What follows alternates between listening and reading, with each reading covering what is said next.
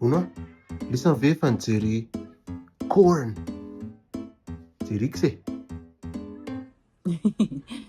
Dia ahoana nefa raha eny dia ahoana raha tsy? Elahy ve mpijery X?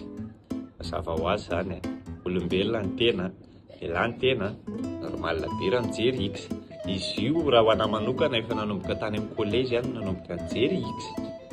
Dia miakatra lycée, université, navita fianarana ary aho, efa te ampiasana, efa miasa aho, mbola mijery X.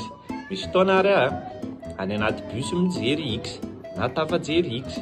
Misy fotoana any amin'ny hôpitaly na hoe eny amin'izay toerana andehanako rehetrarehetra eny. Dia izy io mino aho fa tsy zaharery mihoatr'izay zavatra izay, fa ny fijerena X dia ohatran'ny hoe zavatra lôjika tsy maintsy mandalo amin'io ianao amin'ny fiainana. Depuis tany amin'ny collège ianao nianatra X Y, hitanao foana io zavatra io. N'aiza n'aiza alehanao, manao français ianao mahita X, misy chiffre romain misy hoe X.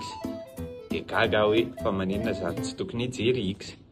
Fa raha le X reny no eritreretinareo dia hita eo. Le, za ve nefa raha misy?